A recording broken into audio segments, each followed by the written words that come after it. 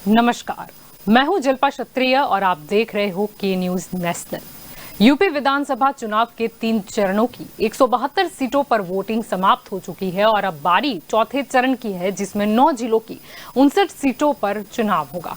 आपको बता दें कि उत्तर प्रदेश विधानसभा चुनाव में जाटलैंड मुस्लिम यादव बेल्ट के बाद वोटों के बदलते समीकरण के साथ ही तीसरे चरण से चुनावी मुद्दों और भाषणों की टोन भी पूरी तरह से बदल गई है। 2017 की बात करें तो 2017 के चुनाव में ऐसा ही राजनीतिक पैटर्न देखने को मिला था, जब तीसरे चरण की वोटिंग के दिन ही पीएम मोदी ने शमशान, कब्रिस्तान, रमजान जैसे बयानों से चुनावी हवा पूरी तरह से बदल दी थी। इस बार भी तीसरे फेज की वोटिंग के दिन ही पीएम ने आतंकवाद पर सपा को घेरते हुए चुनावी नैरेटिव सेट करने की कोशिश की है।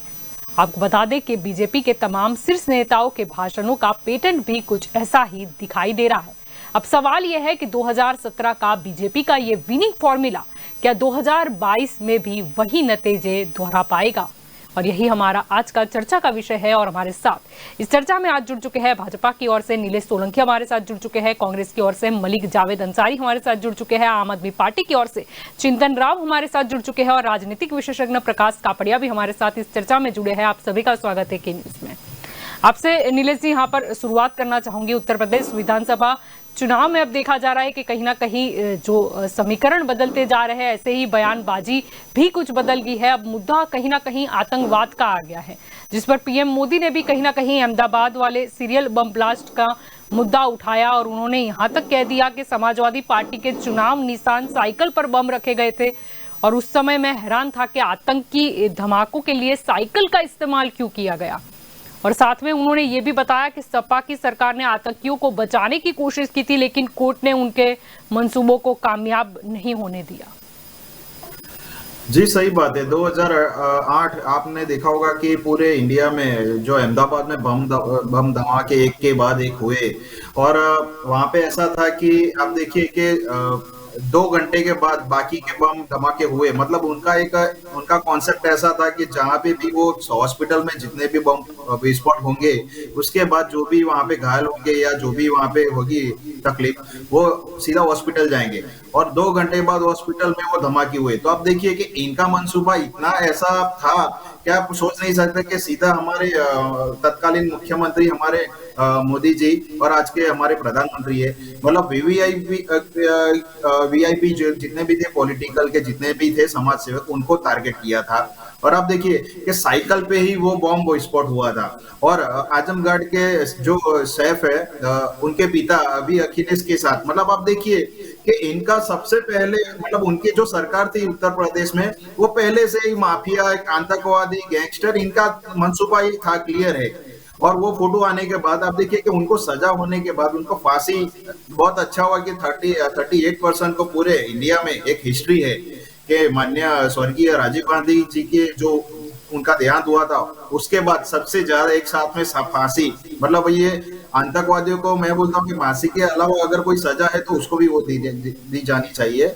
लेकिन लोगों की, ये लोग कत्लेआम पे ये राजनीति कर रहे हैं और ऐसे आतंकवादी के पिता से मिलते हैं और वही आतंकवादी को बचाने के लिए, आप देखिए जल्पा जी कि इनकी मतलब पराकाष्ठा ऐसी है कि पूरी मतलब राष्ट्र हित में सब होना चाहिए। मैं सब पार्टी को एक आपके माध्यम से मैं बोलना चाहता हूँ कि राष्ट्रहित सबसे पहले आता है, फिर सब पॉलिटिकल पार्टी आती है। लेकिन देखिए अब कि लोगों मतलब लाशों पे ये लोग राजनीति करेंगे, तो आप समझिए कि इनकी सरकार में तो सब अपने हमने देखा ही है वहां की प्रजा ने। अब इनके मंसूबे इतने खराब है कि जितने भी उम्मीदवार हैं उनको गैंगस्टर को मिली है टिकटदार, कोई माफिया है, कोई जेल में है। तो आप देखिए कि उनका जो विजन है वो कहीं इंफ्रास्ट्रक्चर में नहीं आता है, कहीं एजुकेशन में नहीं आता है, कहीं कोई दिशा अच्छी नहीं है। बस इनका ऐसा है कि लाल बत्ती होनी चाहिए, लाल टोपी पे सब ये लोग गैंगस्टर को वापस लाएंगे और उत्तर प्रदेश की जो भी सुखाकारी है उसको वापस से वो नर्क में लाएंगे। लेकिन इस बार होली के 2 हो गए, 10 मार्च को बड़ी होली खेली जाएगी और भारतीय जनता पार्टी फिर से बम्पर प्राइज में, मतलब आप देखिए कि अभी तीसरा चरण हो चुका है, 200 से ज्यादा सीट पे भारतीय जनता पार्टी आएगी और ये चौथा चरण 23 तारीख को होने जा रहा है। तो आप देखिए कि हमारी तो पूरी तरह से बहुत अच्छा, ये 60% के आसपास तीनों चरण का मतदान हुआ है। तो भारतीय जनता पार्टी ने अच्छे काम किए हैं लोगों के बेच रहे हैं। वहां पे बिजली, पानी, रोड इंफ्रास्ट्रक्चर, मॉल्स, मतलब वहां पे एयरपोर्ट्स। अब देखिए कि लोगों को ये चाहिए, लोगों को मौतें नहीं चाहिए, लोगों को डर नहीं चाहिए। 6 बजे के बाद लड़कियां नहीं निकल रही थी समाजवादी पार्टी के शासन में, तो आज लड़कियां आराम से 12 बजे तक वहां पे घूम सकती है जल्पा जी। तो लोगों को ये चाहिए। और माननीय वड़ा प्रधान जी ने सही बात बोला है कि साइकिल ऐसी है कि साइकिल बॉम्ब रखती है तो कमर ऐसा है कि एक वो कादव में खेलता है और सुगंध भी देता है। तो मैं सोचता हूँ कि 10 तारीख को आप देखना, 10 मार्च को बहुत अच्छा एक रिजल्ट आएगा और लोगों की सुखाकारी के लिए आएगा जल्पा जी। जी, आपकी और यहाँ पर मलिक जी आना चाहूंगी। कांग्रेस अध्यक्ष सोनिया गांधी ने भी यूपी चुनाव में वर्चुअली संबोधित किया था। उन्होंने ये बार कहा कि यूपी में अगर कांग्रेस की बात करें तो कहीं ना कहीं वो नई राजनीति का एक विजन लेकर आई है।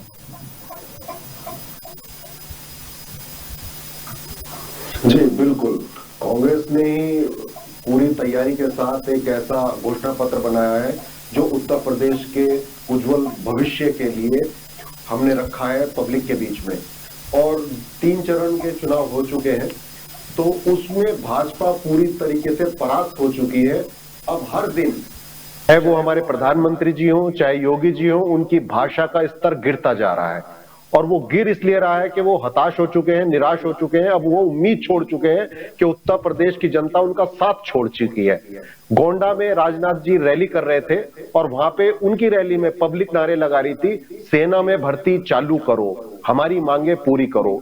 तो प्रधानमंत्री जी हो, योगी जी हो, वो आतंकवाद देश के लिए बहुत खतरा है, ऐसा नहीं होना चाहिए, कड़ी से कड़ी सजा मिलनी चाहिए। हर देश का अच्छा नागरिक यही कहेगा और हर भारतीय यही चाहेगा कि आतंकवाद का अंत हो, लेकिन इस पर राजनीति नहीं होनी चाहिए। जिस तरीके से हमारे देश के प्रधानमंत्री जी साइकिल और बम और ये सब ला रहे हैं वो ठीक नहीं है राजनीति के लिए। अपना जो उनका विजन है वो जनता के सामने रखना चाहिए और जीतना चाहिए। अगर आपको तो डबल मौका दिया था, पहले देश में मौका दिया फिर उत्तर प्रदेश में मौका दिया, लेकिन यहाँ पे जो सबसे बड़ा मुद्दा है वो बेरोजगारी है। और लखीमपुर में भी 4th फेज में चुनाव होने जा रहा है। ये वही लखीमपुर है जहाँ पे केंद्रीय गृह राज्य मंत्री के बेटे ने किस तरीके से किसानों के ऊपर थार चलाई थी और उत्तर प्रदेश सरकार इलाहाबाद हाई कोर्ट में अपना पक्ष रखने में नाकाम रही और उसको बेल मिल गई। तो आज उत्तर प्रदेश सबसे जो परेशान है वो लॉ एंड ऑर्डर से है। और उन्होंने आतंकवाद पे बहुत बड़ा नीलेश भाई ने भाषण दिया, उनको मैं ये कहना चाहूंगा, प्रज्ञा ठाकुर का नाम वो शायद भूल गए, वो 9 साल जेल में काट के आई है। उनके ऊपर गंभीर बॉम्ब ब्लास्ट के केस चल रहा है अभी भी। और प्रधानमंत्री जी ने स्वयं ये कहा था कि मैं उनको दिल से माफ नहीं करूंगा। तो आप दूसरों पे आरोप लगा रहे हैं, पहले अपनी पार्टी का भी देखिए। आपकी पार्टी में कैसे कैसे लोग लोकसभा में बैठे हैं और सिंगापुर की संसद से वहां के प्राइम मिनिस्टर ने जो बयान दिया था उसका कोई भी भारतीय समर्थन नहीं करेगा। लेकिन सोचने की यह जरूर बात है कि विदेश के संसदों में भी हमारे पार्लियामेंट का जिक्र हो रहा है और नेहरू जी की तारीफ कर रहे हैं, लेकिन भाजपा को आज नेहरू जी के पीछे पड़ गए हैं। तो कांग्रेस एक ऐसी पार्टी है उत्तर प्रदेश में जो पुरजोर तरीके से लड़ रही है जल्पा जी, और हमारा विजन भी अच्छा है और हमने युवाओं के लिए भी विजन दिया है, महिलाओं के लिए भी विजन दिया है और उत्तर प्रदेश के उज्जवल भविष्य के लिए भी विजन दिया है। जी चिंतन जी, आपकी और यहाँ पर आना चाहूंगी। अगर केजरीवाल की बात करते हैं तो कहीं ना कहीं उन्होंने भी यूपी को लेकर कुछ एक्टिव भी नजर आ रहे हैं और उन्होंने ये बयान भी दिया कि कांग्रेस और भाजपा दोनों ही उनके पीछे पड़ गए हैं। उन्होंने कहा कि पिछले कुछ दिनों में राहुल गांधी, प्रियंका गांधी हो, अमित शाह और मोदी जी चारों मिलकर कह रहे हैं कि केजरीवाल आतंकवादी है, पुरजोर से कह रहे हैं कि केजरीवाल आतंकवादी है। मैं आतंकवादी हूँ भाई साहब। उन्होंने आगे ये भी कहा कि 17 साल में देश में कांग्रेस और बीजेपी का शासन रहा है, लेकिन इनके पास गिनाने के लिए एक भी काम नहीं है और अगर काम गिनाने के लिए होता तो कहीं ना कहीं ये केजरीवाल को आतंकवादी नहीं कहते। जल्पा जी, ऐसा है कि इसमें आप एक बात समझे कि आतंकवादी जो होते हैं वो 2 टाइप के होते हैं हमारे देश में। एक जो होता है वो जनता को डराते हैं और एक जो दूसरे होते हैं वो भ्रष्टाचारियों को डराते हैं। अगर आपको हमें आतंकवादी ही कहना है, अगर आपको कहना है तो हम उसमें फॉलो होते हैं दूसरी वाली कैटेगरी में कि हमारे वजह से भ्रष्टाचारियों को डर लगता है, उनके लिए हम आतंकवादी हैं और हमें खुशी है इस बात की। दूसरी बात कि कांग्रेस और भाजपा ये दोनों एक ही थाली के चट्टे बट्टे हैं। जब हम भाजपा की बात करते हैं तब आप समझें कि जैसे कि कोई इंश्योरेंस आपको बेचना होता है किसी को, तब आपको कैसे डराता है कि आप अगर आपने ये इंश्योरेंस पॉलिसी नहीं लिया तो आपको आगे चल के ये होगा, अगर ये होगा तो फिर आपका ये हो जाएगा, आप क्या करोगे। तो इंसान डर के नहीं नहीं भाई लेना तो पड़ेगा, देखते हैं चलो ले लेते हैं। तो ये एक दिक्कत हो जाती है कि ये सारी चीजें जब इलेक्शन के टाइम पे इनकी आती है। और दूसरी साइड है परिवारवाद से ग्रसित पार्टियां कि जिनमें राजा का बेटा ही राजा बनेगा, ये वाला सिद्धांत चल रहा है। ठीक है, तो हमारे अगर आप बात करेंगे तो आम आदमी पार्टी की अगर बात करेंगे तो उनके उम्मीदवारों में भी ना आपको ये राजनीति में मतलब धर्म की बात आएगी, ना आपको जातिवाद की बात आएगी। हाँ, आपको ये जानने को मिलेगा कि ये कितना एमबीबीएस है, कितना कौन क्या पढ़ा है, कहाँ से पढ़ाई करके आया है। तो ये सारी चीजें आपको आम आदमी पार्टी जो है इन सब से अलग होती है, अलग से डिफर होती है। जी प्रकाश जी, आपकी और यहाँ पर आना चाहूंगी। जैसे यहाँ पर बात भी चल रही है और यूपी की बात करें तो कहीं ना कहीं यूपी के राजनीति में तो पुराना रहा है कि जातिगत समीकरण में जो हावी हो गया उसे भी कहीं ना कहीं सीटें भी भारी भरकम मिलती है। और ये बार भी देखा गया कि कहीं ना कहीं जाति और धर्म के मुद्दे पर आक्षेप प्रत्याक्षेप भी हुए। अमित शाह की बात करें तो उन्होंने तो कहा कि मैं भी एक चश्मा लगाता हूँ कि जिससे सब कुछ साफ दिखता है, लेकिन अखिलेश यादव की आंखों पर एक विशिष्ट धर्म और जाति का चश्मा चढ़ा हुआ है, जिसकी वजह से उन्हें उत्तर प्रदेश की गरीब जनता दूर दूर तक दिखाई नहीं देती। ये जलपा जी सही बात है कि आज अमित शाह ने सीतापुर में कुछ ऐसा बोला था सभा में कि चश्मे की बात अखिलेश के और अमित शाह के चश्मे को अलग अलग दिखाई पड़ता है। इनको चित्र तो एक ही होता है लेकिन मानसिकता अलग होती है, इसलिए चित्र अलग नजर आता है। तो चश्मे की बात जो है वो जो करी वो बात उन्होंने एक राजनीतिक बात करी है। दूसरी बात जो मोदी जी ने टिफिन की बात करी, जो टिफिन कांड की साइकिल की बात करी, तो यह उत्तर प्रदेश में ऐसा है कि जिस मत विस्तार में कल चुनाव होने जा रहे हैं 59 धारासभ्यों के लिए, उधर पहले 90% सीटें जो है 2017 में बीजेपी को मिली थी। और वो समीकरण जो है जातिवाद का वो सब ताजा याद करा रहे प्रजा को कि यहाँ पर हिंदूवाद मुस्लिमवाद जो भी बोला जाए इस तरह की बात। ये नहीं तो ये साइकिल का चिन्ह और टिफिन बम 2008 की घटना है। टिफिन बम तो उसको साथ में जोड़ना, कुछ हमारा देश जो है बिन सांप्रदायिक देश है, हिंदू मुस्लिम सिख ईसाई सामान्य है। ऐसे देखने जाओ तो 2008 की बात करो, मैं 2002 की बात करता हूँ जो गुजरात में हुआ था। अटल बिहारी वाजपेयी जी ने नरेंद्र मोदी जी को कहा था कि रात धर्म निभाना चाहिए। उसके बाद उन्होंने सद्भावना यात्रा निकाली, हिंदू मुस्लिम एकता की यात्रा निकाली, ऐसा उनको मैं वाजपेयी जी ने महसूस कराया था। तो ये बात भी एक सही है। लेकिन जिस समय 26 जुलाई को टिफिन बम विस्फोट हुआ उसके 20 जुलाई को गुजरात बंद का ऐलान था पूरा। उसके पहले आशाराम का आंदोलन चल रहा था और एक चाय की किटली भी चालू नहीं थी गुजरात में, और अहमदाबाद भी 16 जुलाई को पूरा बंद था। तो अब वो समझो हिंदू संत थे, फिर भी उनके कर्मों के कारण उनको जेल में रहना पड़ रहा है अभी। तो कोई भी जो है जाति का कोई नहीं होता है, कर्म और जन्म की नीति अलग है। जन्म और कर्म का जो कर्म का सिद्धांत है उसमें जन्म से कोई वास्ता नहीं है, और जिधर जन्म होता है वो आदमी जन्म से अच्छा या बुरा नहीं होता है, जन्म से कर्म महान है ऐसा मानते हैं। सनातन धर्म हो चाहे कुरान हो, चाहे बाइबल हो, चाहे जैन फिलोसॉफी हो, चाहे गुरु ग्रंथ साहब हो, बाइबल हो, सभी कहते हैं जन्म से कर्म मान है।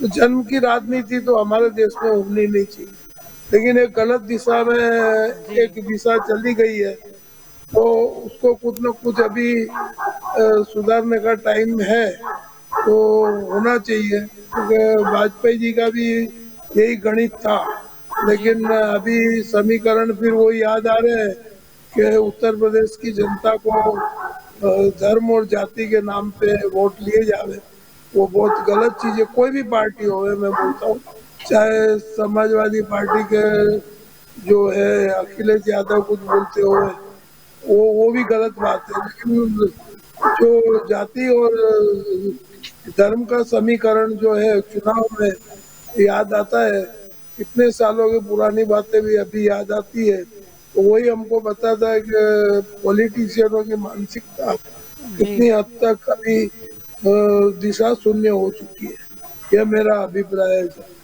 जी बिल्कुल। नीलेश जी, आपकी और यहाँ पर आना चाहूंगी। गृह मंत्री अमित शाह का हमने जिक्र कहा, उन्होंने वो बयान तो दिया, साथ ही उन्होंने ये भी बताया कि सपा और बसपा के शासन में उत्तर प्रदेश में आतंकवाद और दंगों का सेंटर मतलब माना जाता था और माफियों का कॉरिडोर भी माना जाता था। उन्होंने ये भी कहा कि सीतापुर में दबंगों और माफियाओं का इतना राज था और वहां पर अब ऐसा है कि कोई बाहुबली नहीं दिखा देता, वहां पर सिर्फ है तो बजरंग बली।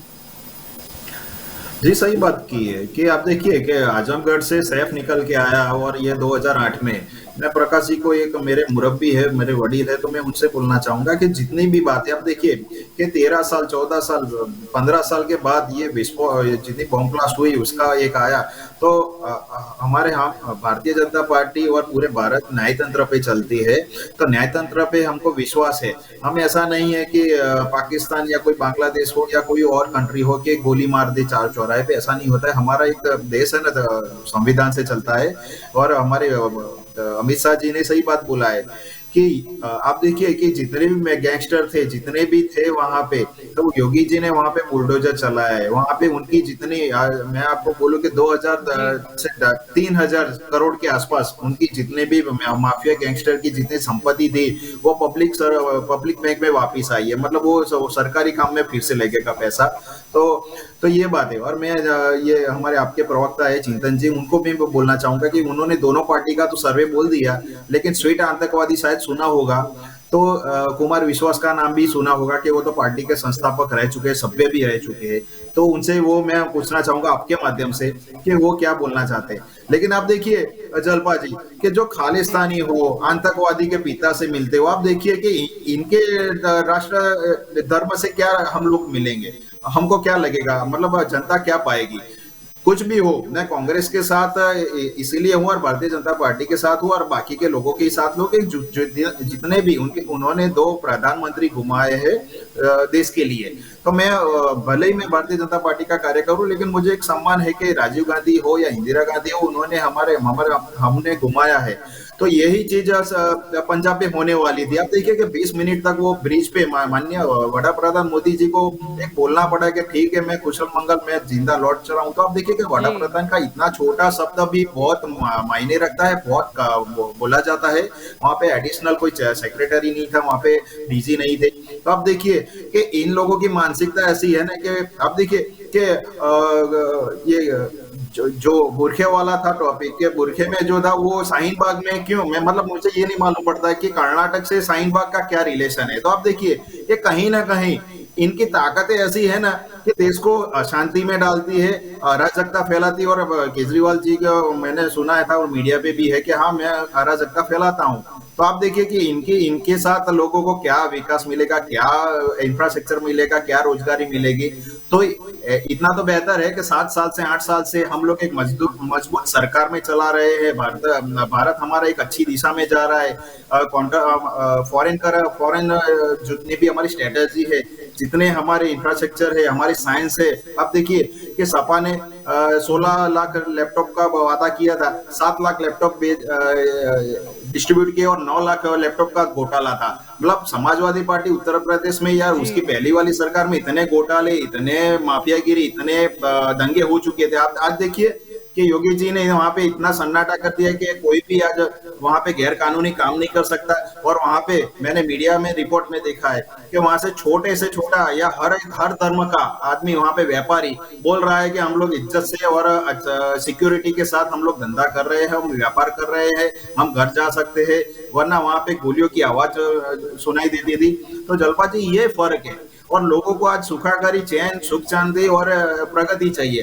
तो ये माननीय योगी जी के हाथ में है, और माननीय वड़ा प्रधान मोदी जी उनको इतना सपोर्ट कर रहे हैं कि आप देखिए कि दिल्ली जाने का रास्ता उत्तर प्रदेश से जाता है। तो 10 मार्च को उत्तर प्रदेश, उत्तराखंड, पंजाब, हर जगह भारतीय जनता पार्टी का भगवा लहराएगा, और वहां से दिल्ली की सफर का तय होगा। और लोगों को माननीय मोदी जी का शासन अच्छा लगता है, वहां पे एक सिक्योरिटी रहती है, सेफ्टी रहती है, एक एजुकेशन रहता है, तो लोग उसके साथ जाना चाहेंगे। जलपा जी जी, मलिक जी आपकी और यहाँ पर आना चाहूंगी। अगर हम उत्तर प्रदेश के चुनाव की यहाँ पर बात कर रहे हैं, कहीं ना कहीं कहा तो ये भी जा रहा है कि भले ही गठबंधन में ना हो, लेकिन कांग्रेस फिर भी समाजवादी पार्टी को सपोर्ट करती नजर आ रही है। हम पूरी सीटों पे चुनाव लड़ रहे हैं और बिल्कुल भी किसी को सपोर्ट नहीं कर रहे हैं। अभी आपने देखा होगा कल सोनिया जी ने रैली की, प्रियंका जी पूरा रायबरेली में 5 कॉर्नर मीटिंग की, फिर कानपुर, लखनऊ और हरदोई, कोई ऐसी जगह नहीं है जहां पे हम पुरजोर तरीके से नहीं लड़ रहे हैं। लोग बोल रहे हैं, बोलने दीजिए, हम अपनी बात लोगों तक रख रहे हैं। और दूसरी, नीलेश भाई ने काफी मुद्दे उठाए, हिजाब का मुद्दा उठाया, वो ऑलरेडी कॉन्स्टिट्यूशनल बेंच सुन रही है 3 जजों की, तो उस पर मुझे कुछ नहीं बोलना है। फिर आपने प्राइम मिनिस्टर की सिक्योरिटी का मुद्दा उठाया, वो बिल्कुल बहुत सीरियस बात है, उसको हल्के में नहीं लिया जाना चाहिए। वो भी सुप्रीम कोर्ट के सामने रखा है, तो सच और झूठ बिल्कुल जल्दी दूध का दूध और पानी का पानी हो जाएगा। और उन्होंने विकास की बात की कि यहाँ पे विकास हो रहा है। अभी जेवर में एयरपोर्ट का नींव रखी गई कि यहाँ पे एयरपोर्ट बनेगा, बहुत बड़ा एयरपोर्ट बनेगा। और जो बीजेपी ने और सरकार ने तस्वीर साझा की, वो बीजिंग के, चाइना के एक एयरपोर्ट की साझा की। फिर बीच में योगी जी के ऐड आए, योगी जी ने कलकत्ता के फ्लाईओवर की तस्वीरें साझा की। अभी इटावा में रैली हुई, भीड़ नहीं हुई, तो योगी जी ने फोटोशॉप करके वो ट्विटर पे और फेसबुक पे डाल दिया कि हमारी रैली में बहुत भीड़ आ रही है। तो भाजपा का मतलब झूठ है और कुछ नहीं है। और आप पार्टी के भाई हैं, उन्होंने कहा चिंतन जी कि हम बहुत ईमानदार पार्टी है, और हम पे आरोप लगाया, हमें आतंकवादी कहा। किसी ने आतंकवादी आपको नहीं कहा, ना ही भाजपा ने और ना ही कांग्रेस ने। हाँ, सवाल जरूर पूछा कि आपके फाउंडर मेंबर ने आप पे आरोप लगाया, इस पर आपका क्या कहना है। तो एक तो पॉइंट ये, और बहुत ईमानदार पार्टी बनती है आप पार्टी। उनके कॉर्पोरेटर गीता रावत, 3 दिन पहले सीबीआई ने रेड करी, रंगे हाथों पकड़ा उनको कि रिश्वत लेते हुए। और वो कौन है? वो उप मुख्यमंत्री मनीष सिसोदिया की बहुत करीबी मानी जाती है। तो आप जो है वो दिल्ली का पाप बन चुका है, और दिल्ली को इस कगार पे लेके आ गया है कि वहां पे ना नौकरी है ना रोजगार है, बस वो एडवर्टाइजमेंट की सरकार है। मोदी जी जितना एड में पैसा खर्च करते हैं, उससे ज्यादा डबल केजरीवाल जी एड में पैसा खर्च करते हैं। जलपा जी आपकी और चित्तल जी यहाँ पर आना चाहूंगी मैं। जी, आप कुछ कहना चाहते हैं? मैं ऐसा कहना चाहता हूँ, चन्नी जी के भाई के साथ, सर मेरा ये 10 करोड़ टर्न बाय टर्न आता है यहाँ पे। उनसे क्या पहले आपको मौका मिला, फिर कांग्रेस को मिला, अब मेरा टर्न है, तो ये इसको ना तोड़े।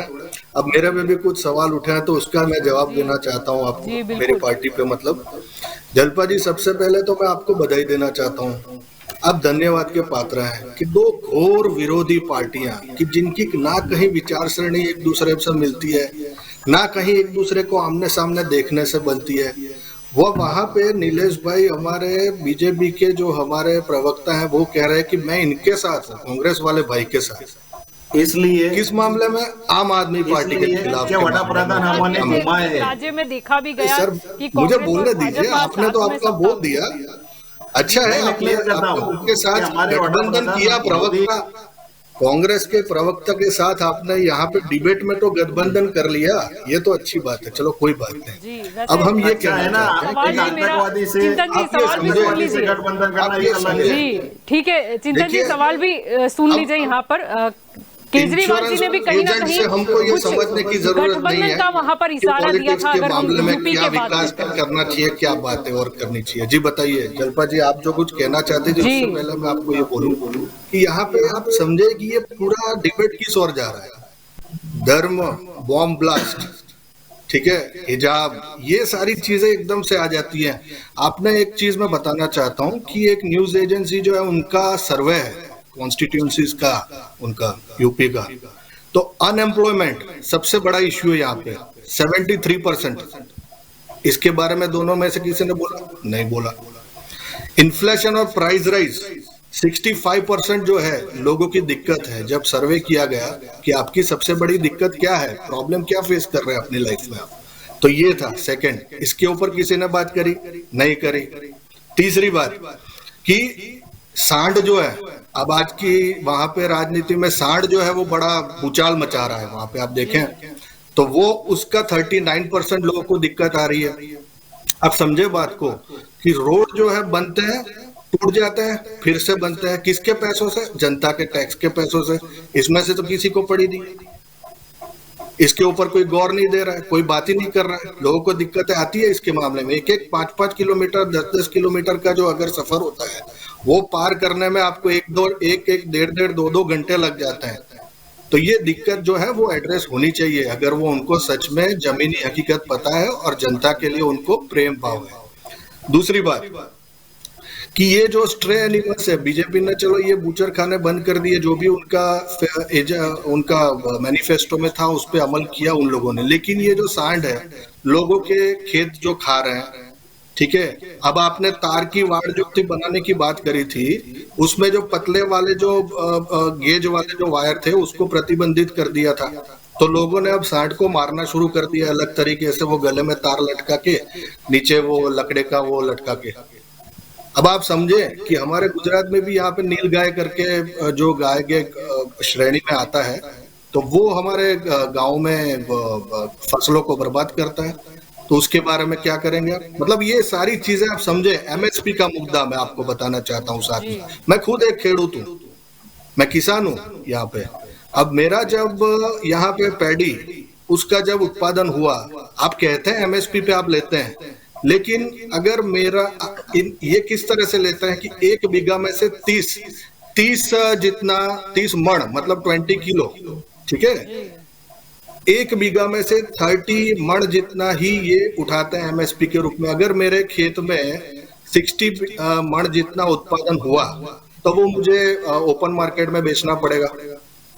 अब सरकार जो लेती है 388 रुपये का भाव जो है निर्धारित किया हुआ है इस साल का, और जो ओपन मार्केट है वो बीच में बिचौलिए होते हैं, वो 300 रुपया, 310 रुपया, 320 रुपया। तो इस बारे में आपको चर्चा नहीं करनी है, आपको चर्चा क्या करनी है? साइकिल चल गई, उस पर बॉम्ब ब्लास्ट हो गया, 2008 में ये हो गया, उसका नतीजा ये आया, 38 लोगों को लटका दिया, लटकाने की बात हो रही है। अरे भाई, वो अपना कायदा जो है कायदे की बात करेगा, There is a rule, जो सवाल होगा सवाल के हिसाब से तो जवाब दिया जाएगा। चिंतन जी, ये सारी बातें जो है उसके ऊपर भी आप कभी बात करें। जो हम दिल्ली में करके आए हैं वहां पे 400 यूनिट तक का आधा बिजली का भाव और 200 तक फ्री कैसे किया हमने, मैं आपको बताता हूँ। डिस्ट्रीब्यूशन और ट्रांसमिशन लॉस होता है, ठीक है, इलेक्ट्रिसिटी में, वो हम जब आए थे तब 43% तक था। जनता भी इसी तरह से हंसने वाली इन पे हंसे, कोई बात नहीं, लेकिन सच्चाई से आप मुकर नहीं सकते। पूरा सच्ची में बोलता हूँ, कर दिया, मेरा टर्न आने दीजिए, मैं बोलता हूँ 9% तक लॉस वहां पर आ चुका है। अरे ठीक है, सुन लीजिए भाई, सुन लीजिए, आपको भी मौका मिलेगा। 8 to 9% तक यहाँ पे लॉस आ चुका है। तो जो इलेक्ट्रिसिटी बची वो हमने दी जनता को। तो इनको ये इन लोगों को समझ में नहीं आता। इतने 75 साल तक कांग्रेस ने यहाँ पे राज किया है, दलितों और मुसलमानों का इस्तेमाल किया है। उनकी अगर उन्होंने ध्यान रखा होता तो आज उनकी ये परिस्थिति न होती। में ही भारत का निर्माण हुआ है। भाजपा जो है उनको ये लगता है कि 2014 के बाद ही भारत जो है वो फ्री हुआ, इंडिपेंडेंट हुआ। 2014 के पहले कुछ भी नहीं था, उनको ये लग रहा है। आपके केजरीवाल कुछ तो भी कर लेंगे आप, कह रहे थे हमें तो बंगला नहीं चाहिए, मैं बच्चों की सारे पॉइंट से हटाकर रोड नहीं होगा, इलेक्ट्रिसिटी नहीं होगा, शिक्षा की बात नहीं होगी। माफी मांग चुके हैं लिखत में, सबसे ज्यादा माफी मांगने वाले आपके केजरीवाल जी हैं। 60,000 करोड़ रुपीस का बजट है। उत्तर प्रदेश का बजट कितना रुपये का? 5,80,000 करोड़ रुपये की बात मैं बोलूं तो आपके सूरज का इस्तेमाल ये सारी चीजों में होना चाहिए, उसका डिस्कशन यहाँ पे होना चाहिए, ना कि इन सारी बातों पे कि यहाँ पे बॉम्ब ब्लास्ट कब हुआ, क्या किसको क्या हुआ, जनता के मुद्दों पर हम यहाँ पर चर्चा करेंगे। हम एक-एक करके सबको सुनेंगे भी और सबको मौका भी मिलेगा यहाँ पर बोलने का। बात जनता की होगी, ठीक है। वक्त हो चला है एक कॉमर्शियल ब्रेक का, ब्रेक के बाद फिर लौटेंगे और इस चर्चा को हम आगे बढ़ाएंगे।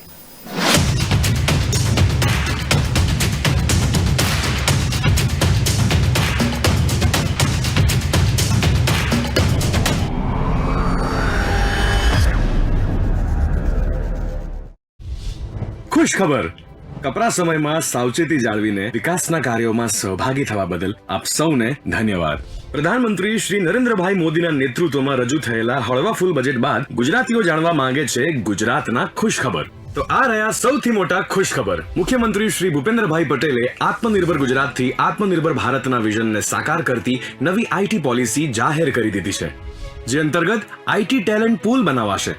દેશમાં પ્રથમ વખત કેપેક્સ ઓપેક્સ મોડલનો યુનિક કોન્સેપ્ટ શરૂ થશે, જેમાં ઉદ્યોગોને મળશે અભૂતપૂર્વ સહાય. આ ઉપરાંત રોજગાર, infrastructure, research, centre of excellence જેવી અનેક પહેલ થકી આઈટી ક્ષેત્રની નિકાસને ₹3,000 કરોડથી વધારીને ₹25,000 કરોડ સુધી લઈ જવાનું લક્ષ્ય છે. રાજ્યની આઈટી ઇકોસિસ્ટમના વિકાસ માટે એક અત્યંત સાનુકૂળ માહોલ તૈયાર કરવાનો ગુજરાત સરકારનો ઉદ્દેશ છે. ગુજરાતના આઈટી સેક્ટરનો 8 ગણો વિકાસ કરવાનું લક્ષ્ય રાજ્ય સરકારે રાખ્યું છે. વડાપ્રધાન શ્રી નરેન્દ્રભાઈ મોદીએ આખા રાષ્ટ્રમાં નિઃશુલ્ક રસીકરણની શરૂઆત કર્યા બાદ આપણા ફ્રન્ટલાઈન વોરિયર્સની મહેનત અને આપણી જાગૃતિ રંગ લાવી છે. હર ઘર દસ્તક પ્રિકોશન ડોઝ જેવી પહેલ થકી ગુજરાતમાં કોરોનાની રસીના 10 કરોડ ડોઝ પૂર્ણ થઈ ચૂક્યા છે. આ બદલ આપ સૌને અભિનંદન. વધુ એક ખુશ ખબર, ગુજરાતમાં શરૂ થઈ ચૂકી છે મોતિયા અંધત્વ મુક્ત ગુજરાતની રાજ્યવ્યાપી ઝુંબેશ. તો ચાલો ત્યારે ફરી મળીશું એક નવા ખુશખબર સાથે. પણ હા, આપણે હજી પણ સાવચેતી રાખવાની જરૂર છે. તમારું અને તમારા પરિવારનું ધ્યાન રાખજો અને ખાસ કોરોનાની ગાઈડલાઇન્સનું પાલન કરજો. જય હિન્દ.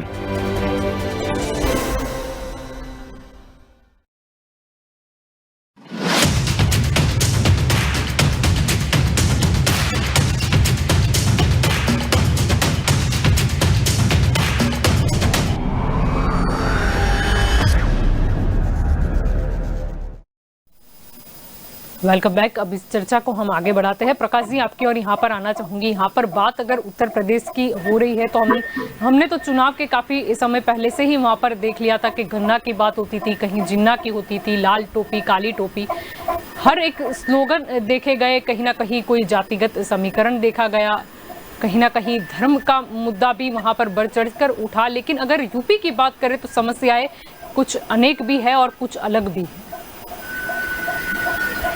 यूपी में जो बात है वो रोजगारी प्रजा के प्रश्न, उस पर कोई भी पॉलिटिकल पार्टी चर्चा नहीं करती है. जो भी पॉलिटिकल पार्टी है वो ज्यादा से ज्यादा जिस विस्तार में क्या ज्यादा मार्केटिंग हो सकता है उस शब्दों का, उस वाक्यों का वो प्रयोग करते हैं. लेकिन ऐसा नहीं होना चाहिए. जो मुख्य मुद्दे एजुकेशन का है, रोजगारी का सबसे बड़ा महत्व का मुद्दा है. रोजगारी के लिए कोई भी जो पक्ष है वो इतना बोलता नहीं है. और बेरोजगारी के कारण जो है कई आत्महत्याएं होती है. बेरोजगारी के कारण जो क्रिमिनल लोग बढ़ते हैं, जो लॉ एंड ऑर्डर जो बिगड़ा है उत्तर प्रदेश में पहले बिगड़ा था या जब भी है, फिर वो मेन कारण जो सबका है जड़ है वो बेरोजगारी है. बेरोजगारी को हटाने के लिए रोजगारी देने का प्रावधान सभी राजकीय पक्षों को देना चाहिए.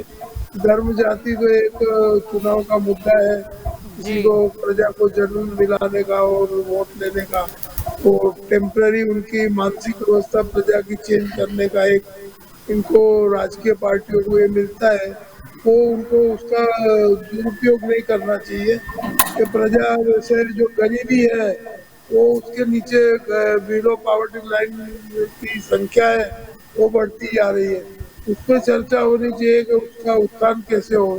राजकीय पार्टियों को वो देना चाहिए हम गरीबों को किस तरह ऊपर लाएंगे. कोई चीज मुफ्त दे दी वो बराबर है, तो मुफ्त चीज उनको पहुंचती है या नहीं पहुंचती है वो भी एक प्रश्न है.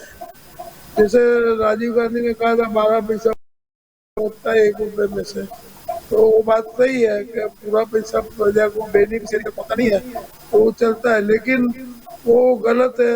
जो भी है मेन मुद्दा जो है राजकीय पार्टी जो रोजगारी है, आरोग्य है, शिक्षा प्रणाली का है, वो जिससे आवक के साधन जुड़ सकते हैं. खेती प्रधान देश है अपना. उत्तर प्रदेश में भी जो किसानों की समस्या है, जैसे MSP की बात है या किसानों को जो तकलीफ पड़ रही है, काफी कुछ समस्या प्रजा की इतनी सारी है जिसकी अनगिनत समस्या है. उसको सोल्व करना बहुत जरूरी है. सरकार ने टैक्स बढ़ा दिए सब तरह से टैक्स की इनकम भी बहुत हो गई, लेकिन वो प्रजा के हित में कुछ यूज नहीं हो रहा है और दूसरे फालतू खर्चों में या अनवांटेड खर्चों में उसका दुरुपयोग हो रहा है। वो पब्लिक एक्सचेकर का पैसा है, सरकारी तिजोरी का पैसा है, उसको संभाल करके इस्तेमाल करना चाहिए। हर एक प्रजा का पसीना सब लगा हुआ है उसके अंदर, तो वो कोई देखता नहीं है। और यह जो जिस दिशा में हमारी लोकशाही जा रही है, वो दिशा को कहीं ना कहीं परिवर्तन लाने का समय इतने सालों की आज़ादी के बाद अब पूरा हो चुका है और सरकार प्रशासन नहीं लाएगा तो एक टाइम ऐसा आएगा लोकतंत्र में प्रजा अपने आप परिवर्तन लाएगी और वो आना ही है, निश्चित बात है। आर्थिक स्थिति देश की संकट से चल रही है, उसके तरफ कुछ भी कोई भी प्रावधान नहीं देते हैं कि हम जो इकोनॉमिक सिक्योरिटी हर एक नागरिक को मिलेगी, सीनियर सिटीजन को मिलेगी, बच्चों को मिलेगी, वो कोई भी घोषणा नहीं करते। तो ये जो चल रहा है वो हमारी लोकशाही की जो प्रणालिका है वो बहुत बिगड़ चुकी है और पाश्चात्य देशों का हम अनुकरण कर रहे हैं। ड्रग माफिया पूरे देश में बढ़ रहे हैं, हमारा युवा धन जो है ड्रग की ओर जा रहा है, उस पर रोक लगानी चाहिए। गुजरात में 2 बार 22,000 करोड़ की ड्रग पकड़ाई दरिया किनारे, तो वो सब क्या है कि पूरा देश का युवा धन को अफगानिस्तान हो, तालिबान हो या कोई भी कहीं से भी ड्रग आती है उस पर DRI है, दूसरी कोई एजेंसियां है वो कंट्रोल नहीं कर रही है, उस पर राजकीय पार्टियों को रोक लगानी चाहिए, भ्रष्टाचार पर रोक लगानी चाहिए। ये सब चीजें कोई भी पार्टी जो है वो कम करती है, भले कोई पूरा नहीं करती होगी, कोई पार्टी तो कुछ न कुछ बात करती है। तो प्रजा के हित में और न्याय के हित में बात होनी चाहिए। दूसरी चर्चा जन्म और जाति की, धर्म की नहीं होनी चाहिए, ऐसा मेरा मानना है। जी बिल्कुल नीलेश जी, आपके और यहाँ पर आना चाहूंगी। अगर भारतीय जनता पार्टी की बात करते हैं, यूपी की बात करते हैं, 2017 में देखा गया था कि बीजेपी ने अपने खुद के ही बलबूते पर 312 सीटें लाई थी और गठबंधन के साथ अगर जोड़ा जाए तो 325। क्या लगता है इस बार? जी देखिए, 2017 में आप देखिए कि अखिलेश जी के साथ मतलब ये पूरा मंच ऐसा था कि मंच पे जगह नहीं थी। मतलब ममता जी से लेके कोई भी बड़ा नेता बाकी नहीं था। इस बार उसमें तो कांग्रेस भी शायद थी, तो कोई ऐसा पक्ष नहीं था। फिर भी भारतीय जनता पार्टी अकेले मजबूत नेतृत्व से, मजबूत संगठन से अब देखिए कि 300 के पार लाई। मतलब एक हिस्ट्री है कि वहां पे इतनी सीटें आज तक कभी आई नहीं है। दूसरी बात कि लोगों को वहां पे अभी एक हिस्ट्री है कि 35 साल मैंने देखा है, सर्वे किया है कि दूसरी बार कोई मुख्यमंत्री वहां पे रिपीट नहीं हुआ है जलपा जी। तो इस बार ये हिस्ट्री जितने भी 300 पार वाली हिस्ट्री भी हमने अचीव की, इस बार माननीय योगी जी भी दूसरी बार आएंगे तो ये भी हम लोग अचीव करेंगे। अब देखिए कि राम मंदिर जैसे 500 साल का पुराना केस हमने हमारे एजेंडे में था, उसको सॉल्व किया। 3 तलाक थे, उसको सॉल्व किया। मेरे चिंतन जी, मेरे मित्र, आपके प्रवक्ता ऐसा बोल रहे थे कि एजुकेशन की बात क्यों नहीं की। मैं एजुकेशन की ही बात करूंगा अभी। आप सुनना कि मेरी एक डिबेट थी कि एजुकेशन में अभी 3 दिन पहले ही केजरीवाल जी ने वहां पे मॉडर्न स्कूल का ये किया, वो किया। जलपा जी, वहां की रियलिटी ऐसी है कि गवर्नमेंट स्कूल में एक भी मीडिया कर्मी कैमरे के साथ नहीं जा सकता। वहां पे एडिशनल डायरेक्टर से वहां पे परमिशन लेनी पड़ती है। वहां पे बालाजी करके है एडिशनल डायरेक्टर, वो परमिशन में क्या रीजन देते हैं कि कोड ऑफ कंडक्ट का रूल्स ओवररूल होता है। और बाई चांस आप मीडिया कर्मी कोई भी मतलब स्ट्रिंग कर अंदर पहुंच गए, फिर भी कोई बात करने के लिए तैयार नहीं होगा क्योंकि इनकी पोल खुल जाती है। आप देखिए, परमिशन देते होंगे ना सर। आप मतलब लॉ से भी ऊपर समझते हैं अपने आप को कि परमिशन लेने की कहीं पे भी जरूरत नहीं है। जहाँ पे जरूरत है ले लीजिए और चले जाइए अंदर।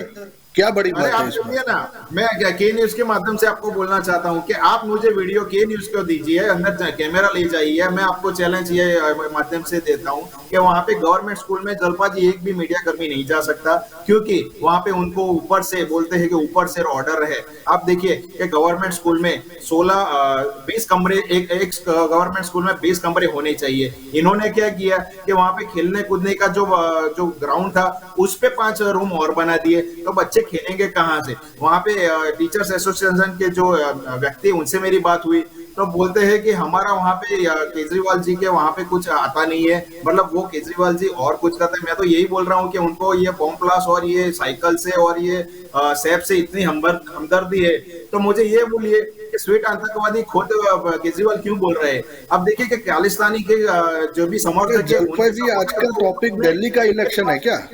ये उत्तर प्रदेश का इलेक्शन है। आप दिल्ली में हो तो आपको सुनना पड़ेगा। ये हमारे जो बीजेपी वाले वो सेल्फ गोल क्यों कर लेते हैं पता नहीं, कभी कभी एरोगेंस होके हैं। यहाँ पे उनको ये बोलना चाहिए, मैं सुनिए, मैं उनको उनके अच्छे एक डायरेक्शन देता हूँ, मैं उनको देता हूँ, सुनो कि उनको यूपी में उन्होंने क्या किया एजुकेशन में, इसकी बात करनी चाहिए। मतलब राष्ट्र, अगर वो सच में उन्होंने कुछ काम किया है यूपी में एजुकेशन सेक्टर में, 5 साल तो आपकी थी ना सर, तो आपने यूपी में एजुकेशन में क्या किया वो बताइए, ना कि हमने दिल्ली में क्या किया है। इन्होंने क्या किया कि वहां पे आप सेल्फ गोल क्यों कर रहे हैं? वहां पे कभी कुछ काम ही नहीं किया। मतलब केजरीवाल आए 7 साल से और वहां पे ये समझ में नहीं आ रहा है। बच्चे पढ़ने लगे, मतलब इनका जो भी है। आप देखिए वहां पे बोला पानी फ्री, पानी का वहां पे जो कंडीशन है जलपा जी, मैंने देखा है कि वहां पे टैंकर आता है गंदे पानी से और एक टैंकर में 500 लोग जाते हैं पानी। 15 आप इनको 15 मिनट का स्लॉट दे दो, मैं नहीं बोलूंगा एक वर्ड बीच में। जलपा जी मैं 15 मिनट इनको दे दो, मैं एक वर्ड नहीं बोलूंगा। खाली उनको ये कहने को बोल दो कि यूपी में एजुकेशन सेक्टर में उन्होंने क्या काम किया, 5 साल में उन्होंने एजुकेशन में क्या काम किया वो बता दे बस। दिखाइए। पानी का टैंकर छोड़ दो भैया दिल्ली का, जाते हैं तो आप एजुकेशन स्कूल दिल्ली का छोड़ दो, अभी ये इलेक्शन यूपी का है। आप हमें इतना बता दो कि आपकी भाजपा सरकार ने 5 साल में यूपी में एजुकेशन सेक्टर में क्या नया चेंज करके लाए हैं। सर पूरे उत्तर प्रदेश है ना, भारत का सबसे बड़ा स्टेट है, 20 करोड़ से ज्यादा आबादी है। वहां पे एजुकेशन, इंफ्रास्ट्रक्चर, रोजगारी, कोरोना जैसी महामारी में भी अरे सर ये जनरल नॉलेज मत दीजिए, ये 20 करोड़ ये सब हमको पता है। आप इतना बता दे कि एजुकेशन में आपने 5 साल में क्या किया है, बस ये बता दें। भेदभाव की बात कर रहे हैं ना, सूरत के एक काउंसिलर है भावना सोलंकी, वो दंडक है, उनसे आज से कोई पानी ये नहीं बोलेंगे, ये बोलेंगे नहीं। देख लो आप यूपी का एजुकेशन सेक्टर का कुछ नहीं बोलेंगे, आप इन्होंने क्या चेंज करके दिखाया। में भी आ गए, आप कहीं दिल्ली चले जाएंगे, कहीं सूरत आ जाएंगे। अरे सर क्यों प्रकाश जी, ये जो चर्चा हो रही है, एक बात तो तय है कि यूपी की अगर बात आती है तो कहीं ना कहीं पूरे देश की राजनीति कवर हो जाती है। धर्म में से बाहर आ जाइए, बहुत आगे बढ़ चुकी है दुनिया सर। आप तो खालिस्तानी में जा रहे हैं, आप तो देश की। ये देखिए अब ये खालिस्तान पे बोल सकते हैं, लेकिन यूपी में 5 साल में एजुकेशन सेक्टर में क्या किया ये नहीं बोल सकते। अरे चिंता जी मुझे एक जॉब दीजिए ना, कुमार विश्वास का जॉब दीजिए। चलिए अरे सर ठीक है, कुमार विश्वास का पहले मुद्दे भी पर आ जाते हैं, मुद्दे पर आ जाते हैं। यहाँ जवाब दे चुका हूँ आपको, मैं आपको उसका जवाब पक्का दूंगा। 10 मार्च को 5 स्टेट में भारतीय जनता पार्टी की सरकार बनेगी। चिंतन जी, जलपा जी चलो ठीक है, मुद्दे पर यहाँ पर आ जाते हैं, क्या डिस्कशन का मुद्दे पर आते हैं, मुद्दे पर आते हैं। बात आ रही है, आतंकवादी की बात आ रही है। चिंतन जी सर आप किसी भी तरह से 15 मिनट ले लीजिए। चरण जैसे ही पास हुआ यूपी की बात करें तो मुद्दे बदल गए वहाँ पर। यूपी में एजुकेशन सेक्टर में 5 साल में आपने क्या काम करके दिखाया, मैं 6ठी बार पूछ रहा हूँ आपको नेशनल चैनल पे। आप प्रवक्ता के बीजेपी के रूप में ये बता दें आपने क्या काम करके दिखाया है। ठीक है, डिबेट को आगे बढ़ाते हैं। यहाँ पर हमें हंगामा नहीं करना है, यहाँ पर लोग सुन रहे हैं और सुनना चाहते हैं। जी आप भी कुछ बोलना चाहते हैं? जी मलिक जी। चिंतन भाई एजुकेशन को लेके बहुत एक्साइटेड हो जाते हैं। 3 यूनिवर्सिटी बनाई हो, 3 कॉलेज बनाए हो तो उनके नाम बता दो। कितनों को नौकरियां दिल्ली में दी, नाम बता दो। खाली पूरे स्टेट को के बिजली फ्री दी, 200 यूनिट फ्री दी, 50 यूनिट फ्री दी, उससे स्टेट नहीं चलता है। आपने कितनों को रोजगार दिया, कितनों को नौकरी दी, वो मुझे डाटा बता दो। और ने बहुत अच्छी बात बोली कि मुद्दे भटक रहे हैं, लेकिन सवाल यह है कि मुद्दे भटका कौन रहा है? देश का प्रधानमंत्री, इतने बड़े सूबे का मुख्यमंत्री किस तरह के बयान दे रहे हैं, राजनीति को कितने निचले स्तर पर लाके रख दिया है। चिंतन जी ने एक बात बोली कि रोजगार पे बात होनी चाहिए, आवारा पशु है उस पे बात होनी चाहिए। कांग्रेस पार्टी विजन लेके आई है आवारा पशु को लेकर, क्या है कि हम गाय का गोश्त देने को तैयार है, और जो करके दिखाया है ये हम हवा की बात नहीं कह रहे हैं। आज उत्तर प्रदेश में सारे लघु उद्योग बंद हो चुके हैं, तो उसको लाइव किया जाए, उसका भी हम प्लान लेकर आए हैं। कैसे हम क्लस्टर बनाएंगे उत्तर प्रदेश में, जो छोटे उद्योग है उनको कैसे उनको आगे बढ़ाएंगे। तो मुद्दों की बात जब देश का प्रधानमंत्री मुद्दों से भटकाएगा, इतने बड़े प्रदेश का मुख्यमंत्री मुद्दों से भटका, तो चर्चा कभी भी न्यूज में सार्थक नहीं होगी चिंतन जी। और दूसरी बात यह है कि जो उत्तर प्रदेश है, आज बेरोजगारी इतनी ज्यादा हो चुकी है कि राजनाथ जी की रैली तक में नारे लग रहे हैं कि हमें रोजगार चाहिए। और जो प्रधानमंत्री है वो भाजपा के प्रचार मंत्री बन चुके हैं। मुझे तो समझ में नहीं आता वो प्रधानमंत्री का काम करते हैं, एक दिन में 4-4 रैली करते हैं, पूरे टाइम बस 5 साल प्रचार किए हैं, का बंटाधार हो चुका है, देश की अर्थव्यवस्था डूब चुकी है, कितना देश पे कर्ज बढ़ता जा रहा है, कितनी जी प्रधानमंत्री सबसे पहले वहां के सांसद है, और वहां पे वो सबसे पहले सांसद से पहले वो प्रधानमंत्री है, उनके ऊपर जो है एक सीट की जिम्मेदारी नहीं है, पूरे देश को आगे बढ़ाने का। मोदी जी वहां पर सांसद है या फिर सोनिया जी है या राय बरेली, किसे बचाना है, हम ये सब मुद्दों पर नहीं आते। जनता को क्या लाभ होगा। चिंतन जी आप सवाल भी सुन लीजिए। चिंतन जी आप आक्षेप प्रति आक्षेप में लगे रहेंगे, सवाल भी सुन लीजिए। पहले केजरीवाल की मैं बात कर रही थी कि बीजेपी के खिलाफ उन्होंने कहीं ना कहीं गठबंधन को लेकर भी कुछ इशारा दिया है, क्योंकि केजरीवाल जी बता रहे थे कि मेरे पास एक आदमी आया और उन्होंने मुझे ऐसा पूछा कि केजरीवाल जी चुनाव में तो गारंटी आप बड़ी बड़ी दे रहे हो, लेकिन क्या जीतोगे भी। तब उन्होंने कहा कि मैंने कहा कि सारे सर्वे दिखा रहे हैं और हो सकता है कि किसी को भी बहुमत ना मिले, और बीजेपी को बाहर रखने की जब बारी आई तो कहीं ना कहीं हमारी जरूरत किसी को पड़ी तो हम सरकार में शामिल हुए। जिसकी भी सरकार होगी हम उसे कहीं ना कहीं उनके साथ हम आएंगे और जो मेरे गारंटी दी है वो सारी पूरी करके दिखाएंगे। यानी कहीं ना कहीं उन्होंने गठबंधन की ओर इशारा करा, और उन्होंने कहीं ना कहीं इनडायरेक्टली, क्योंकि भाजपा और अगर सपा की बात करें तो मेन मुकाबला वहीं पर ज्यादातर दिखाई दे रहा है, चाहे वो पहले की राजनीतिक की बात कर लो या फिर कहीं ना कहीं सीटों की हम गणित के हिसाब से भी देख लें। जल्पा जी, ये मतलब आपने जो बात करी ना, वो गुजराती में एक कहावत है हमारे कि भैंस भागोड़ ना छाछ छागोड़। मतलब कि जब भी भैंस का दहन दूध का हुआ नहीं है, अभी निकाला नहीं है, और छाछ बनाने की बात हो रही है अभी, बता रहे थे पर हाँ, तो जब भी जो भी कोई डेवलपमेंट होगा तो आपके माध्यम से सबको पता चली जाएगा, और आपको ही पहले बताएंगे हम लोग। बट आज का जो ऐतिहासिक चीज हुआ है आपके प्रोग्राम पे, तो उसके लिए तो मैं आपको दाद देता हूँ। मतलब ये दोनों पार्टियां आज एक हो गई है, दूध और पानी की तरह। जब आप नीचे गर्मी आती आम आदमी पार्टी की, हमारे डिबेट की बात नहीं है, वो तो राज्य में भी देखा जा सकता है कि कहां पर बीजेपी और कांग्रेस साथ में है। आम आदमी पार्टी का नीचे गैस बर्नर शुरू होता है, जैसे दूध और पानी जो होता है एक पतीले में, तो पानी जो नीचे चला जाता है दूध को बचाना है, और दूध बाहर के निकल के आता है गैस को बंद करता है, पानी को बचाना है। तो इसी तरह से एक दूसरे को बचा रहे हैं। मैं आपको एक सीधी सी बात बताता हूँ, खालिस्तानियों के साथ सो रहे हैं केजरीवाल जी, उनके घरों में जाके सो रहे हैं खालिस्तानियों के साथ। यही खालिस्तानी की बात करें, आप बॉम्ब ब्लास्ट की बात करें, हमें उससे कोई लेना देना नहीं है। आप उसी पे बात करें, हम विकास पे बात करेंगे, हम फ्री इलेक्ट्रिसिटी पे बात करेंगे, हम रोड्स पे बात करेंगे, हम एजुकेशन सेक्टर पे, हेल्थ पे, सब पे बात करेंगे। नौकरी पे डाटा दे, जल्पा जी अस्पताल बनाए दिल्ली में, बताना। जल्पा जी, ऑक्सीजन, कांग्रेस के जो यूथ विंग है वो, जल्पा जी आप मतलब इन्हें चुप नहीं कर रही है, तो हम बोल नहीं पा रहे। आप झूठ बोल रहे हैं ना, इसलिए चुप। आप एक सीधी सी बात समझे, झूठ कौन बोल रहा है, सच बोल रहा है। मेरे कांग्रेस के भाई को वो 10 तारीख को पता चली जाएगा। वैसे खैर 75 साल उनको दिए जनता ने, उन्होंने क्या कारनामा करके दिखाया है वो तो सबको पता है ही।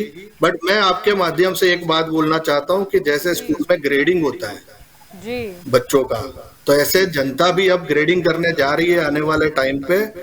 ए मतलब सबसे ऊपर, बी मतलब उसके नीचे, सी मतलब कांग्रेस, ए आम आदमी पार्टी, बी भाजपा और सी कांग्रेस। आम आदमी पार्टी ये एबीसी राजनीति की नहीं बनने जा रही है। आप आने वाले समय में आप देख, कहने का मतलब है कि कांग्रेस तीसरे नंबर पर आ जाएगी। नहीं, वो हम उनकी बात नहीं कर रहे, हम बोल रहे हैं और हम आप ए बता हैं, रहे हो ना हम ए ए बी ग्रेड सी, आप है। बता रहे थे कि ए आम आदमी यानी पार्टी आम आदमी ए ग्रेड है। पार्टी, फिर बी आया और फिर सी आया, यानी कि कांग्रेस का आ गया। मैंने तो बोला ही नहीं, मैंने ये नहीं बोला सी मतलब खराब, ऐसा बोला मैंने। सी मैंने मतलब तो ऐसा नहीं कांग्रेस, बोला। आप बता रहे थे ए बी मैंने सी, बी और अगर मतलब हम मीड में ABCD ऐसा कुछ की बोला बात नहीं। करते हैं मैंने तो तो ए खाली फर्स्ट आता ए है, बी बी सी को आता है, डिफाइन सी किया आता जलपा है। जी। जी, ये आपने मतलब आम डिफेंड आदमी बहुत पार्टी इतना बखूबी ही किया। बोल दिया मैंने। आप और हम पार्टी का इतना मतलब तो है गणित झूठ, जानते झूठ में हैं। नंबर 1। जी प्रकाश झूठ जी में यहाँ पर, नंबर 1 है आप ठीक है पार्टी। प्रकाश जी यहाँ पर आएंगे। मेन मुद्दा यहाँ पर यही है कि यूपी चुनाव में हमने सबके मैनिफेस्टो भी देख लिए, हमने सबके वादे भी देख लिए, लेकिन यूपी की जनता की अगर हम बात करें, क्या लगता है किसकी ओर झुकाव रह सकता है, या फिर यूपी की जनता की जो समस्या है उसे कौन हल कर पाएगा? रोड मैप क्या? मैनिफेस्टो तो हमने देख लिए, ये करेंगे वो करेंगे, लेकिन रोड मैप क्या, डिजाइन क्या 5 साल की? ये जो मैनिफेस्टो है उसमें तो सबने अलग अलग प्रलोभन दिए हैं, सब राजकीय पार्टियों ने, और वो शुरू से हमारा इतिहास इस तरह से चलता आ रहा है कि मैनिफेस्टो तो सब अच्छा ही बनाते हैं एक दूसरे से, लेकिन जो उनका रोड मैप है उसका कोई भी चित्र स्पष्ट नहीं होता। या चित्र स्पष्ट होता है तो शासन पे बैठने के बाद वो चित्र कहीं बदल जाता है। तो रोड मैप की बात है, वो मुख्य बात है कि प्रजा को कहीं किस दिशा में ले जाने का है, आर्थिक नीतियाँ कैसी रहेगी पार्टी की पक्ष की, और शिक्षा के बारे में क्या रहेगा वो भी मुद्दा महत्व का है, क्योंकि उत्तर प्रदेश में भी शिक्षा प्रणाली का है उसका उत्थान नहीं हुआ, ये बात निश्चित है। अरे योगी जी रहे तो भी शिक्षा प्रणाली का उत्थान नहीं हुआ है। कई राज्यों में इस तरह जो शिक्षा प्रणाली में पिछड़े हुए हैं, तो वो उत्थान नहीं होगा तो जिस देश का बचपन भूखा है उस देश की जवानी क्या होगी? तो शिक्षा देनी चाहिए, शिक्षा से पहले उसको जो रोज रोटी कपड़ा मिलना चाहिए तो वो शिक्षा ले पाएगा। और शिक्षा महत्व का बेस है जिसपे रोजगारी का फाउंडेशन है एजुकेशन। तो एजुकेशन होगा तो रोजगारी मिलेगी, बाकी जो एजुकेशन को प्राधान्य नहीं देंगे तो और दूसरी चीजों को प्राधान्य देंगे तो उससे कुछ विकास होना जरूरी है। आर्थिक विकास के साथ वो जो शैक्षणिक विकास है वो भी जरूरी है, हेल्थ सेक्टर जरूरी है, तीनों चीजें जरूरी है। लेकिन अभी उत्तर प्रदेश की बात में अपने चर्चा करते हैं, दूसरे राज्यों में चले जाते हैं, खालिस्तान चले जाते हैं, कभी इधर गुजरात आ जाते हैं। की राजनीति ऐसी है कि पूरे देश में घुमा देती और एंड में जाके दिल्ली पर बैठती, यानी केंद्र में बैठती। बड़ा राज्य है और जो भी राजकीय पार्टियां प्रलोभन देती है वो वोट लेने के लिए ही वाक्य रचना बनाती है। वोट मिल जाए फिर वो भूल जाते हैं कि हमने क्या बोला था और क्या निभाना है। ये एक हमारे देश की राजनीति की दुविधा है कि प्रजा आज तक समझ नहीं पाई है। प्रजा थोड़ी कुछ न कुछ कहीं बोली है, या उनकी मानसिकता को ये पॉलिटिशियन लोग हैं वो थोड़े टाइम के लिए चुनाव के टाइम में चेंज कर देते हैं, फिर उसके बाद वही रफ्तार चलती है जो भी है देश की। इसमें काफी कुछ परिवर्तन लाना चाहिए, इसके नियम बनने चाहिए, काफी कुछ रिस्ट्रिक्शन होने चाहिए, शिस्तबद्धता होनी चाहिए। कोई कॉन्स्टिट्यूशन चेंज नहीं हुआ है आजादी के बाद, तो बंधारण जो संवैधानिक जो है वो भी बदलना चाहिए। और बहुत कुछ चीजें सुधार मांगती है, न्याय तंत्र से लेकर के ऊपर से नीचे तक सब तरह के। गरीब आदमी जो है वो ज्यादा गरीब बनता जा रहा है, उसको कोई उसकी तरफ कोई देखता भी नहीं है। अलग कोरोना में जो भी हुआ उसमें डॉक्टर जो गुजरात में खानगी डॉक्टर थे उन्होंने बहुत पैसा बनाया, सभी पूरे देश में बनाया, और इतनी महंगी कर दी सरकार के नियम बाद में बने कि इससे ज्यादा चार्ज नहीं होना चाहिए। एक पेशेंट का बिल है 17-18 लाख तक चला जाता था। सरकारी हॉस्पिटल में सुविधा नहीं होने के कारण मजबूरी में जान बचाने के लिए उनको प्राइवेट सेक्टर में जाना चाहता था। और सरकार को एक तो घोषणा करनी चाहिए, प्राइवेट सेक्टर को कुछ न कुछ कमी की जाएगी।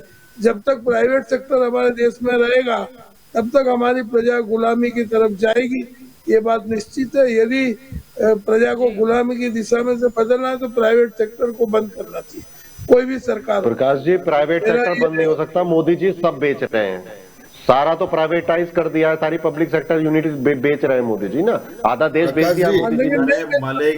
नहीं मलिक बेचना जी, चाहिए, ये बात सही है। भाड़े पे देना और बेचना दोनों में अलग बात है। मलिक जी आप सुनिए, ध्यान से सुनिए। और ठीक है, प्रकाश जी, लेकिन नीलेश जी, प्रकाश यूपी जी, की जनता भाड़े की पे बात पूरा करते हैं देश- पूरा देश तो भाड़े यूपी पे की चल जनता रहा नीलेश जी, काफी ये नहीं समझदार बताएंगे है कि और एजुकेशन महामारी सेक्टर के में क्या बाद भी काम कहीं ना हुआ, कहीं बाकी यूपी सारी की बातें जनता जो करेंगे। है वो काम देख और कर ही जनता भोली मत नहीं है, देगी। जनता मजबूर थी प्रकाश जी, उनको ऑप्शंस नहीं थे, लेकिन अब उनके पास ऑप्शंस हैं। और जो प्रकाश जी, प्रवक्ता एजुकेशन सेक्टर 5 साल में काम किया वो नहीं बता सकते हैं, तो आप बताइए वो पार्टी किस मुंह से जमीनी हकीकत से वाकिफ है और बातें कर रहे हैं। पूरे भारत में भारतीय जनता पार्टी के प्रधानमंत्री है मोदी जी। गुजरात में 27 साल से है, यूपी में आप तो ठीक है, कांग्रेस 27 साल सर से मैं नहीं है 8वीं वहाँ पे, बार पूछ रहा और हूँ वहाँ पे आपको, बोल रहे यूपी में हो 5 साल में ठीक है, एजुकेशन में ठीक है, 5 ठीक क्या है, काम एक किया? एक महंगाई करके कम बोलिए। की। गुजरात छोड़ दीजिए, एक दिल्ली एक छोड़ करके दीजिए, बोलिए, हाइपर मत सारा छोड़ होइए। दीजिए आप। बस एक ही चीज बताइए, यूपी नीलेश में आपने 5 साल शासन नीलेश जी किया, आखिरी सवाल आपने आपसे क्या होगा, काम समय किया का वहाँ अभाव है, पे? समय का अभाव है। जलपा जी। नीलेश जी आखिरी सवाल आपसे ही होगा, यहाँ पर जो भी हो यूपी की जनता समझदार है, वो जो भी मत देगी वो कहीं ना कहीं ये 5 साल में बीजेपी ने क्या किया उसको लेकर देगी, या फिर कहीं नाराजगी है तो फिर वो अपना फैसला करेगी। क्या लगता है? जी सही बात है ना, योगी जी ने 5 साल में हर कैटेगरी में अच्छा काम किया है। और हमारे भारतीय जनता पार्टी की पहली ही एक प्रायोरिटी रहती है कि जो काम किए हैं वो जनता के बीच जाते हैं, और वहां पे वो जो काम किए उसके मत के हिसाब से वो वहां पे वोटिंग होती है। मेरे मित्र कब से मैं बोल रहा हूँ चिंतन जी को कि क्या किया। अरे सर, पूरे उत्तर प्रदेश में वहां पे रोजगारी खत्म की, बिजली नहीं थी, अब देखिए अंधेरा था, पानी आया घर पे, इंफ्रास्ट्रक्चर बोल रहा है। जलपा जी, कोई भी स्टेट है ना इतना खराब होता है तो 5 साल को भी कम लगता है, कुछ भी चीज होती है जैसे यूपी में 5 साल कम होता है, लेकिन आने वाले समय में यूपी में और क्या डेवलपमेंट देखने को मिलेगा? जैसे आप बता रहे हो कि 5 साल यहाँ पे कम पड़ेगा, तो आगे क्या देखने को मिलेगा यूपी में? कुछ तो ढंग से नीलेश जी बेचो बात को। आगे यूपी में क्या, नीलेश जी आगे यूपी में क्या और करोगे? चलो मान लेते हैं कि यूपी की जनता ने बीजेपी को जीता दिया, तो आगे और यूपी का क्या डेवलपमेंट, क्या मुद्दे, या मथुरा की तैयारी? एक तो है हमारे पास। जी जरूर, देखिए आप योगी जी ने जितने काम वहाँ पे इलेक्शन के हिसाब से जो बाकी रहे हैं, वो जितने हमारे एजेंडे थे, आप देखिए कि हमारे एजेंडे जितने भी थे वो खत्म हो चुके हैं। अभी नए जो एजेंडे हैं जहाँ पे काम, अभी इलेक्शन आया है, जो एजेंडे शुरुआत हुए थे वो अभी नहीं है, यानी तो वो अभी दूसरी मैनिफेस्टो को हमें लेकर चल रहा है। आगे आएंगे। जो बर्बाद करना ही है, तय कर लिया है, एजेंडा भी और भी है। कुछ भी हो, अभी मलिक जी भ्रष्टाचार की गंगोत्री कांग्रेस अभी ये बात करेंगे, मुझे ये मालूम। अरे आपके गुजरात में अभी हुआ है 23,000 उन्होंने क्या किया वो नहीं बोलेंगे, गुजरात चले जाएंगे, दिल्ली चले जाएंगे, 5 साल उन्होंने काम क्या किया वो तक नहीं बता पाएंगे। आप बताइए सभी मेरे साथ इस चर्चा में जुड़े, इसीलिए आप सभी का शुक्रिया। तो दंगल देश का में आज का हमारा मुद्दा था यूपी चुनाव 2022 को लेकर। 3 चरण की बात करें तो 3 चरण का मतदान तो हो गया है, अब देखना यह होगा कि आगे क्या देखने को मिलता है। ऐसे तो वहां पर 2017 में भी देखा गया था कि जब तीसरा चरण आया तब कैसे वहां पर मुद्दे बदल गए। मुद्दे बदले तो सही, लेकिन कहीं ना कहीं बीजेपी की ओर चले। इस बार में मुद्दा वहां पर आतंकवाद का उठा है, वहां पर मुद्दे और भी उठे हैं, लेकिन जनता किसे मत देगी। बीजेपी की बात करें, योगी की बात करें, ऐसे तो मोदी जी ने कहा था कि कहीं ना कहीं यूपी प्लस योगी उपयोगी है। अब ये जनता तय करेगी कि कहीं ना कहीं योगी जी का जो शासन है वो उन्हें कितना उपयोगी रहा, यानी कि जनता की समस्या हल हुई या फिर उन्हें क्या लाभ हुआ। पर मुद्दा यह है कि जो भी जीते यूपी में, चुनाव के परिणाम बता ही देंगे, जनता के मत बता देंगे कि वहां पर चुनाव कौन जीतता है। लेकिन यूपी का आगे डेवलपमेंट क्या, मुद्दे क्या, जो मुद्दे थे पिछले साल के या फिर कहीं ना कहीं 5 साल पहले हमने देखे थे, उसमें कितना काम हुआ, कितना नहीं हुआ, उसके आधारित तो जनता मत दे देगी। लेकिन आगे क्या, आगे हमें यूपी का क्या विकास देखने को मिलेगा या क्या डेवलपमेंट देखने को मिलेगा? क्या यूपी की जो स्थानिक समस्याएं है वो क्या हल हो पाएगी, या फिर जहां पर कहा गया कि कुछ भी अगर राज्य में गड़बड़ी हो तो 5 साल काफी कम होते हैं उसकी सुधार को लेकर, इसीलिए क्या और 5 साल बीजेपी को मिल जाए तो कितना सुधार होगा? क्या यूपी का नक्शा बदल जाएगा, या फिर वो मुद्दा जो हमने कहीं ना कहीं सुना था कि मथुरा की तैयारी है, यानी कि हमें कहीं ना कहीं काशी विश्वनाथ कॉरिडोर, राम मंदिर के बाद वहां पर मथुरा भी दिखाई दे। अब ये तो जनता तय करेगी कि किसका वहां पर शासन होता है, कौन सत्ता स्थान में आता है। तो दंगल देश का में अभी बस इतना ही। ज्यादा जानकारी के लिए आप जुड़े रहे के न्यूज के साथ। नमस्कार।